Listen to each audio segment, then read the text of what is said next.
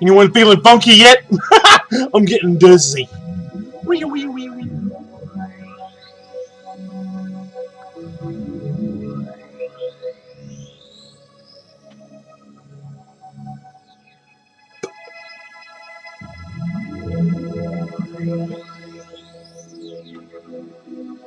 I feel like a conductor in an orchestra.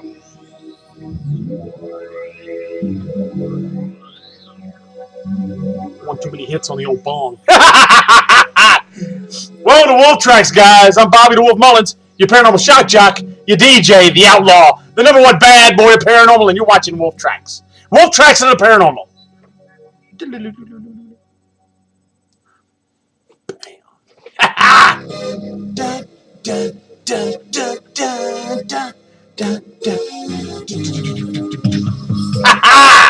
Yeah, and you're listening to Van Halen, the 1984 album. Yes, YouTube, I fucking own it. Suck me. 2 words, YouTube. Suck it. You know what I'm saying? Suck it. Alright, now, we get all pretty for you people. Alright, look. Oh yeah, by the way, I got a few emails about my looks. Yeah, a couple of the girls dig the long hair. Well, ladies, it's only going to get longer. And do you like the pointed goatee thing? Yeah, it's the bad boy look. And, woo, nothing burns like beer. Let me, I gotta, woo, I've been killing this one already. Ooh. Damn, that's good. I just get to work's real. Woo! Well, like I said, let me get my disclaimer right quick. If you don't like what I say, you don't like what I talk about, the topics, the language, the equipment, I don't know, whatever, turn me off. But if you like the language, the topics, the equipment, turn me on. That's right. That goes out to all the ladies. And anyhow, last week's show was an homage to Philip Coppens, an ancient alien theorist, and it was kind of a mellow thing. We're going to kind of cut loose a little bit today, and oh, nothing burps like beer. Woo! God, I love it. Whew. Damn, breakfast of champions. Anyway, guys, I've been buzzed, man, with questions. I mentioned something about him looking for answers to how things were moved, how things were built.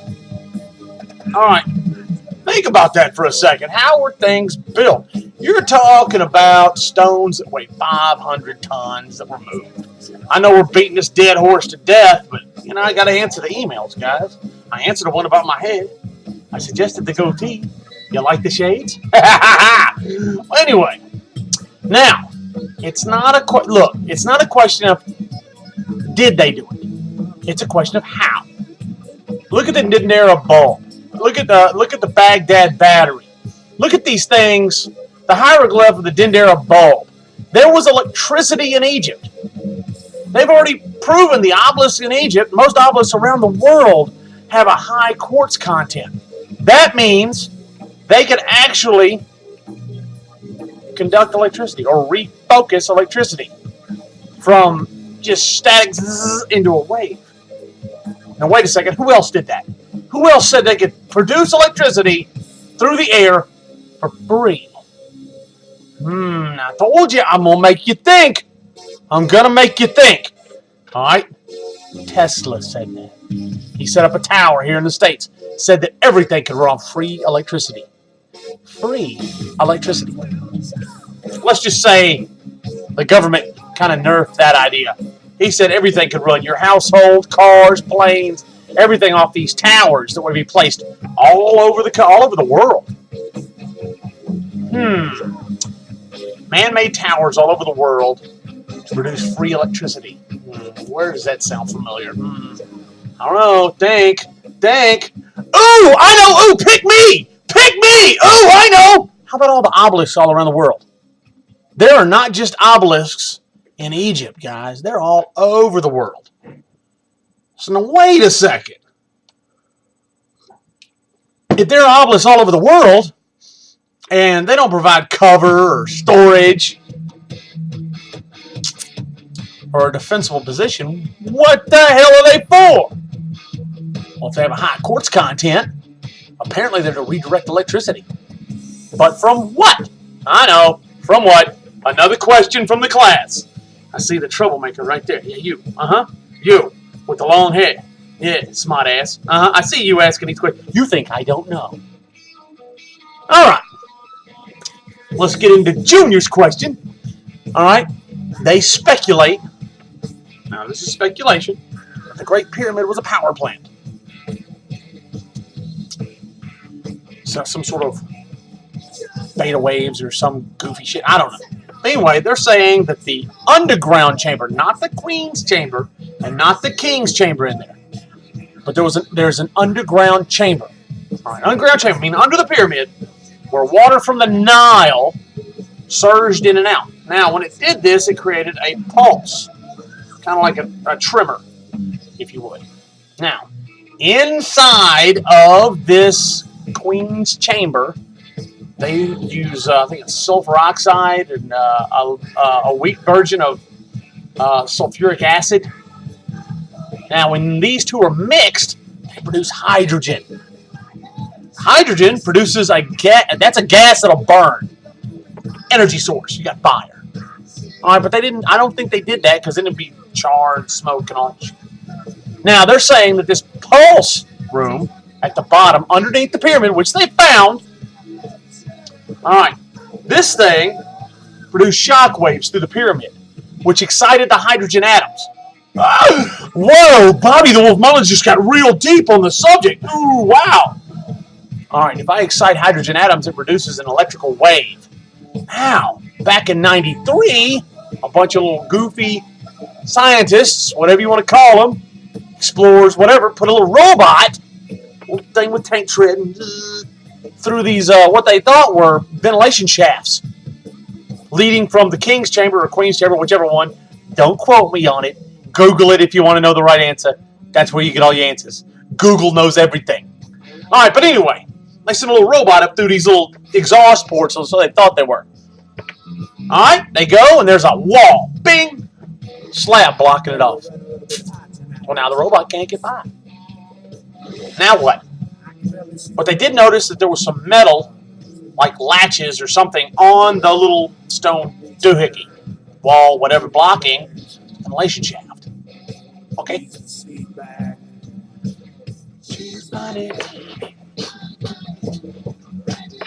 Sorry, Van Halen break. Anyway, now they've gone back with another robot that has a telescopic little camera to see on the other side of this little wall. Now, on the other side of this wall are the same pieces of those little clips or little fittings or whatever. And there's markings on the other side of this little wall. They're electrical pathways or tracks that electricity makes when it hops around, basically. Now, what the hell are they doing there, right? Why, in a pyramid made of stone, would there be electrical tracks? Marks on the stone like burn marks made by electricity. Because the Egyptians didn't have electricity. They built the whole pyramid thing and all that mess out of chicken bones and leather mallets and brass chisels. Right? Go ahead, you sheep. Follow that. Follow it. Go ahead. Follow it. Go blindly. Don't question anything. Yeah, we did it. We chiseled all this andesite with chicken bones and brass tools with a leather mallet. Interesting. So you're telling me a chicken bone and brass can cut through andesite? And we use diamond-tipped saws to do it? Interesting. Interesting. Must have been some hellacious chickens back then. Like Godzilla chicken or something. Or King Kong chicken. I mean, what is he? Wolverine chicken with adamantium bones? Really? Kill Super Chicken, you know. Now that we have the bone of Super Chicken, we can cut through andesite. No. No, there's no Super Chicken. There's no Wolverine chicken. There's no King Kong or Godzilla chicken. That's another show entirely. That goes into cryptozoology. Anyway, so all you people who think that they chiseled through andesite with chicken bones, brass tools, brass of all things, not steel, not even bronze, brass, real soft metal brass, all right, and leather mallets, little brass saws. Yeah, y'all keep thinking that. Go blindly into the night and keep being led by the supposed teachers of the world who want to brainwash you into thinking that is fact. Oh, I'm sorry. I'm sorry. Do you have a question also? And you doubt me too? Oh, and you do too? Well, hold on. Bobby knows. Look on some of these structures. Look on some of these stones. Why are there circular cuts? Wait a second. Circular cuts? That can't be made with a brass chisel or a chicken bone. So that means there was a power tool of some sort. Ow! Okay, if there was a power tool involved, where the hell did they get the power to run it? Gee, that goes back to the electricity issue. The Dende bulb? A Dendera bulb? Oh, Dendera bulb. You mean that hieroglyph that some moron says is a flower? They actually made this thing. Just for the hell of it. Made it. It works. Yeah, it glows. All right, now keep in mind, in all the chambers and all the pyramids they found in Egypt. Oh, and other places of the world too that they've been in. There's no soot on the ceiling. Now, wait a second. You're asking yourself why wouldn't it? What's the soot got to do with anything? Well, mental giant, if they needed light to go into these catacombs, which go way the hell underground, they would use torches, right? Because that's what the chicken bone theorists use. That or brass mirrors where they have to reflect light from outside down all these catacombs and move the mirror every 30 seconds. Right. They did that. Sure. Sure. Okay, so they use torches.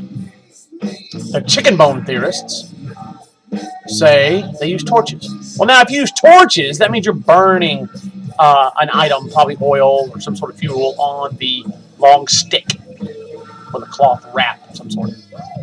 That produces a black smoke, which is basically carbon, I guess, soot. Now that puts that all over the ceiling. Guess what wasn't on any ceiling? Soot. So now if there's no soot, that means there's no torches. There's no torches, that means they didn't use fire to light the way. So now you make a couple of right and left turns down a catacomb, and you're in pitch black like my sunglasses. I don't think we could see in the dark like some animals, like we're nocturnal. So we had to have something. So this Dendera bulb is probably a viable light source, you pinheads. Jesus. Anyway, it's on a hieroglyph. How the hell can you say, oh, that's a flower? This one archaeologist goes, oh, it's a flower. And that thing in the middle looks like a snake. That's the fit coming off the flower. Yeah, no, it's not, you moron. Okay, it might be. But when it's a bulb, when they actually draw the bulb, and there's a wire, there's a tube or a wire going down to a box, a power supply. Flowers aren't hooked up to power supplies. And the last time I checked, I don't remember Egyptians carrying flowers, 2 and 3 Egyptians at a time to carry one flower. No, I don't remember that. I'm sorry. I don't remember a flower being that big. It's one hell of a corsage. I don't think I have a suit big enough. Do you? I mean, I know some people that might have a lapel big enough. God, oh my God. Hello, Jabba the Hutt. But anyhow, I just figured I'd open your mind on that a little bit. And think. That's all I want you to do is think, guys. I hope that answers your question on how the stones were moved, because it's not, did they? Always remember, it's not, did they move this stuff? Or did they achieve these goals? Or did they do this stuff? Because they did. question is, how? All right? Did they get help from something else? Someone else? Did they use power tools? Was there levitation involved? Was there sound waves involved? One hieroglyph reads that they put a piece of paper on the side of the stone. An little guy wrote something on it, and the stone was pushed easily by one person. 5-ton stone pushed by one person, floated. Wow. With a piece of paper. Yeah, okay. All right. Sure, why not? Remember, this is all theory, guys. We don't know how they did it. No one does. Nobody knows how they did it. That's what makes this fun. It's all theory. I had my theory on the Moo Goo dolls last week. See the horizon on my glasses? All the Moo Goo dolls have a line on them. Moo Goo dolls in Japan. My theory is that's the horizon that they copied on the reflective lenses of their goggles. Ooh, no one said that. Nope, I don't think anybody said that. That's a unique one only to Wolf Tracks.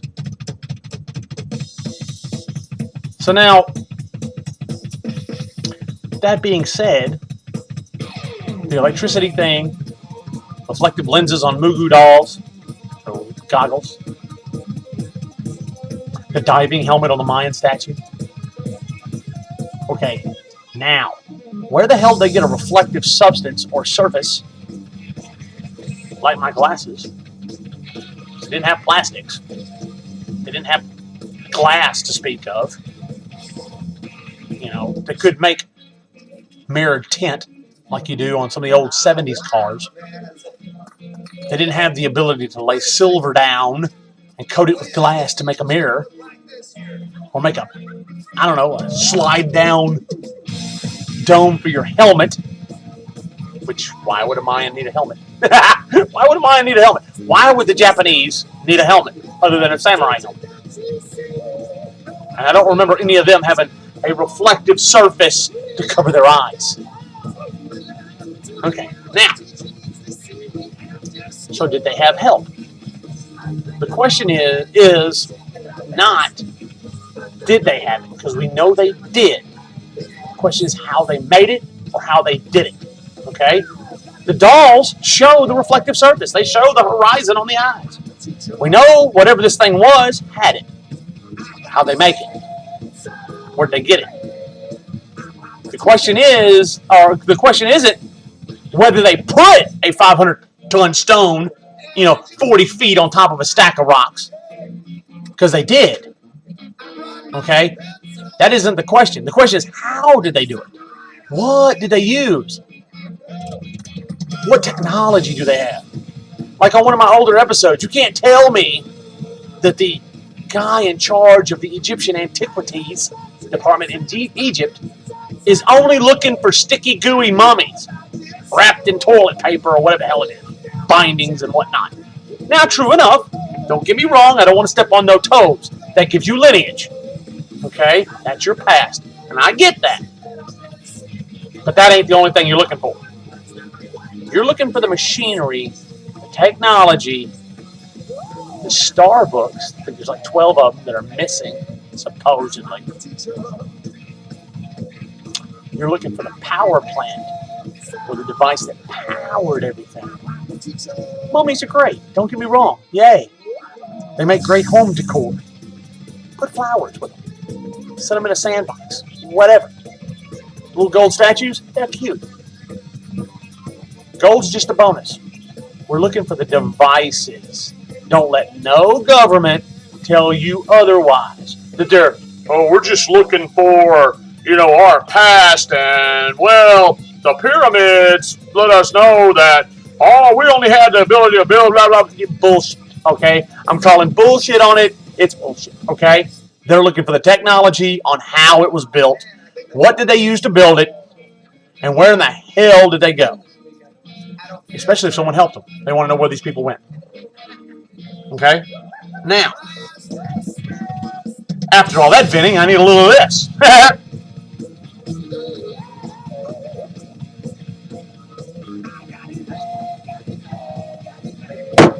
Woo! Damn, that's good. For all you naysayers and haters out there, keep poking the wolf with a stick. Do what you do. Bring it on. All that mess, whatever, blah, blah, blah. I'm not here to throw stones or pick a fight. Not yet, anyway. God knows I don't turn down a good scrap. Woo! God, I love beer. That is proof that there are gods, that beer exists. Anyway, and God knows the wolf loves a good beer. Oh, and to my buddy, Rainbow Al, look what I got, bro. Look what I got, bro. Yeah, I'm going to pop one. Here's one for you, bro. Here's one for you. And you guys at Paranormal Addiction Radio. Let me pour it in the old mug here. Foster's, Australian for beer. Damn, this thing puts off a hell of a... Man! What a head! Alright, well anyway. Here's mud in your eye, Al. Oh, and let me give a shout out to Rick Wiggerson of Paranormal's Raw Truth. Him and his old lady. Keep up the good work, guys. Y'all are working hard, doing your thing. The PXP girls, you do your job right, man. Y'all got the opportunity of a lifetime. Keep doing it. Make us proud, ladies. Make us proud. And to all you other ghost hunting teams out there, and y'all keep doing what you're doing. And props to Penn, BTVN, and of course, my network, GTN. Go to them for anything you need, paranormal-wise. Go to GhostTalesTV.com for all your paranormal superstation needs. Ranked number 7 on the World TV Net, and kind of a big deal. So, they got a little gift shop and all kind of, whatever. They don't have no Wolf Track stuff. But hey, who needs to advertise being a rebel, right? It's all in the attitude, guys. Well, look, I'm going to get off here. I ran this a little long today. I hope that answers your questions. And y'all enjoy your week. And look forward to me and Wolf Tracks, Bobby the Wolf Mullins, and Wolf Tracks doing something a little with Paranormal Addiction Radio. I'm going to get in with Rainbow Al, and we're going to put our minds together, get the creative, brains flowing, and come up with something stupid and funny for you guys. Oh, by the way, it was brought to my attention through an email. Everyone's heard of Bigfoot. Well, apparently, there's something running around called Littlefoot. Stay tuned. I will be researching this and finding out the mystery behind Littlefoot. I don't know if it's an angry gnome or if it's a short dude with a hairy coat. Wait a second. Bigfoot's tall and hairy. Wouldn't this guy be short and bald? Or chick? I don't know. Anyway, it was brought to my attention there's something called Littlefoot out there, and we're going to check it out. We're going to research that a little bit, and we'll get back to you. Remember, keep your eyes open. Keep your ears open. Keep your mind open. Pay attention. Pay attention to what walks by, crawls by, flies by, and or slithers by. And guys and girls, if you get a picture of it, send it to Bobby the Wolf Mullins. I just might put it on the show, guys. Look me up on Facebook, Bobby Mullins, and my Facebook page of Wolf Tracks into the Paranormal. And as always, remember this, the words of your wolf, baby. Holla at your